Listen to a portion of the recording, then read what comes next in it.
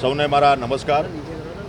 દર વર્ષની જેમ આ વર્ષે પણ આપણા ગુજરાતમાં વનોનું મહત્ત્વ સમજી, વૃક્ષોનું મહત્ત્વ સમજી અને આપણા સન્માન્ય દેશના પ્રધાનમંત્રી મોદી સાહેબે જે સૂત્ર આપ્યું છે એક પેડ માં કે નામ, એને સાર્થક કરવા માટે ગુજરાત સરકારે રાજ્યકક્ષાનો કાર્યક્રમ દેવમુખ દ્વારકાએ સંપન્ન કર્યો અને એના 8 તારીખથી 14 તારીખ સુધીમાં જે જિલ્લા કક્ષાના જે વન મહોત્સવો જે ચાલી રહ્યા છે એના ભાગરૂપે મારે આજે છોટાઉદેપુર મુકામે આ 75માં વન મહોત્સવ નિમિત્તે પધારવાનું થયું. અમારા સાથી ધારાસભ્યશ્રીઓ અમારે વહીવટી તંત્રને સાથે મળીને આ પુનિયાવાડ સ્કૂલમાં એનું વર્ગીકરણ કરવામાં આવશે અને વૃક્ષોનું મહિમા, એનું મહત્ત્વ, વન્યગુણ પેદાશો, બધી પૂરક આવક જે મળી રહી છે એના માટે મારા આદિવાસી સમાજના આજે વિશેષ સહભાગી વન મંડળીના મિત્રો હતા, એમને મેં સમજણ આપી છે અને બધાએ વૃક્ષનું મહત્ત્વ દરેક વ્યક્તિ આ ગુજરાતના દરેક વ્યક્તિ એક વૃક્ષ ઉછેરે તો લીલોતરી થઈ જાય, હરિયાળી ક્રાંતિ સર્જાય, ક્લીન ગુજરાત, ગ્રીન ગુજરાત બને, એવો જે સંકલ્પ છે પરિપૂર્ણ થાય. લોક ભાગીદારીથી આપણે આ વૃક્ષની મહિમા અને વૃક્ષારોપણ વધુમાં વધુ થાય એવું સરકારની ઈચ્છા છે. સાથે સમાજના વડીલો પણ આમાં સહભાગી બને, યુવાનો સહભાગી બને.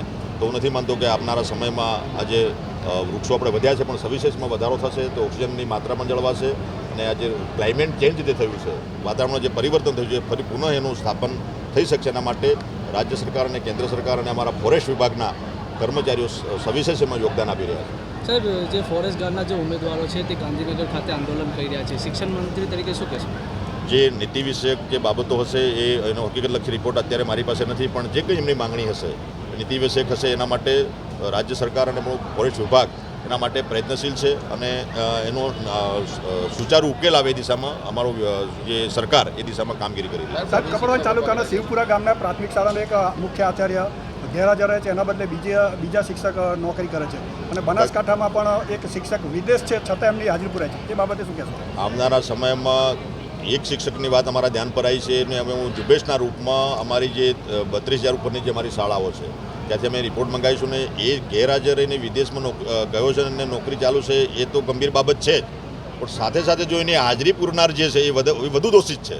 એટલે પહેલાં તો સજા પનિશમેન્ટ કરીશું, પણ જે એને સપોર્ટ કરનાર જે છે, જે શિક્ષક ત્યાંનો જે આચાર્ય હોય કે જે કંઈ હોય એની વધુ જવાબદારી બને છે. એ અમારા બાબત ધ્યાન પર આવી. કાલે જ મેં રિપોર્ટ મંગાવ્યો છે અને આવનારા સમયમાં પૂરા ગુજરાતમાં ઝુંબેશના રૂપમાં લઈને આવા જો શિક્ષક મિત્રો હશે જેની નોકરી ચાલુ છે અને વિદેશ પ્રવાસમાં છે, બહાર હશે, ગેરહાજર હશે અથવા અનિયમિત હશે તો એની કાયદેસરની કાર્યવાહી કરીને એમને ઘર ભેગા કરવામાં આવશે. સાહેબ, આપણે આપણા વક્તવ્યની અંદર જે કેટલાક લોકોની વાત કરી એમાં સ્પષ્ટતા કે એ કોણ છે? કેટલાક લોકો બધા આપ જાણો જ છો, એટલે મારે એમાં ખુલાસા કરવા નથી. ભાજપ સિવાયના બધા જ લોકો ભાજપ સાથે જોડાયેલા છે, એના સિવાયના બાકીના સમાજસેવી જે લોકો છે તો કામ કરે છે, પણ કેટલાક લોકો જે જે સમાજને ગુમરાહ કરવાનું કામગીરી કર્યા છે, બિલ પ્રદેશની માંગ કર્યા છે. બિલ પ્રદેશ શેના માટે?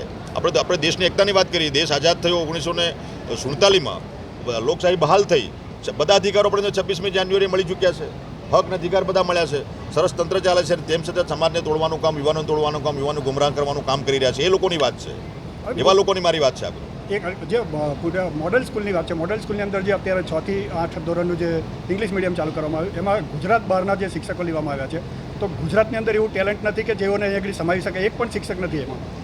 હું મારા મીડિયાના મિત્રોને તમારે પણ જ્ઞાનમાં વધારો થાય એના માટે કહેવા છું કે એનામાં સેન્ટ્રલ ગવર્મેન્ટની પરીક્ષા આવે છે, એ પરીક્ષા પાસ કરે એ ભરતી થાય છે અને ગુજરાતના એક પણ વિદ્યાર્થી નથી. એ વાત ખોટી છે. 4 વિદ્યાર્થીઓ ગુજરાતના પણ પાસ થયા છે અને જે એક્ઝામ પાસ કરે છે એમાં આવે છે. આ નેશનલ લેવલની એક્ઝામ છે, એ ક્લિયર કરવી પડે.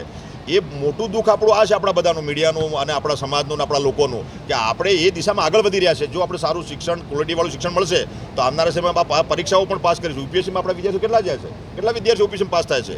આવનારા સમયમાં યુપીએસસી ક્લિયર કરવા માટે અત્યારનો આ બેકગ્રાઉન્ડ છે, અત્યારનો આ પાયો છે, એ દિશામાં આપણે આગળ વધી રહ્યા છે મિત્રો.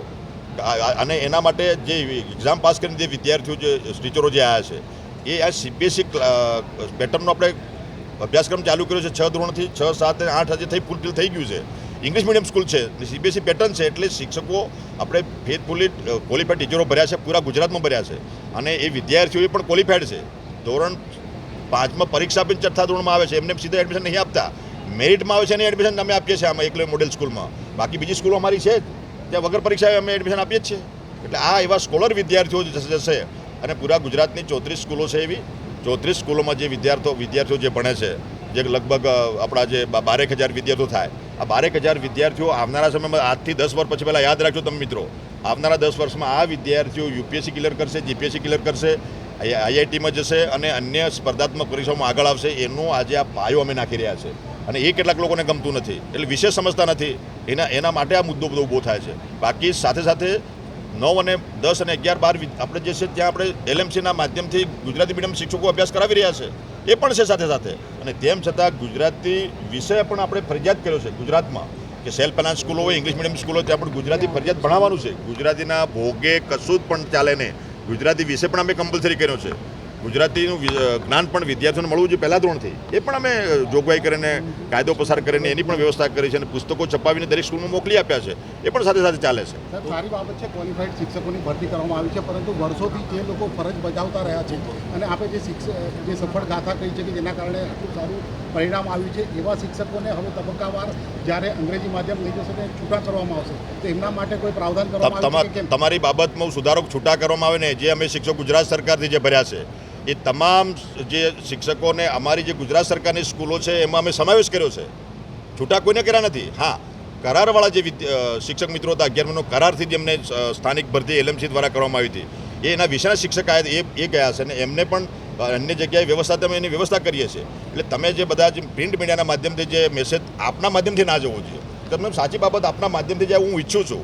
કોઈને છૂટા કરવામાં આવી નથી. અમારી જે 34 સ્કૂલોમાં અમારા જે ટીચરો હતા, જે કેન્દ્ર સરકારે ભરતી કરીને નવા ટીચરો ના આપ્યા ત્યાં સુધી અમારી સ્કૂલો, આપણે ગુજરાત સરકારના ટીચરો જે કામ કરતા હતા એમની એ વૈકલ્પિક વ્યવસ્થા હતી અને એ નવા શિક્ષકો આવ્યા એટલે એમને આપણી જે સ્કૂલો છે, એકલવ્ય મોડેલ સ્કૂલ છે, લો લિટરસી ગર્લ્સ સ્કૂલ છે, સાક્ષરતા નિવાસી સ્કૂલ છે, એમાં સમાવેશ કરી લીધો છે. અને એવો તમને કોઈ છૂટો કરેલો મળે મારી પાસે લાવજો, આપની પાસે યાદી મને આપજો. ધન્યવાદ.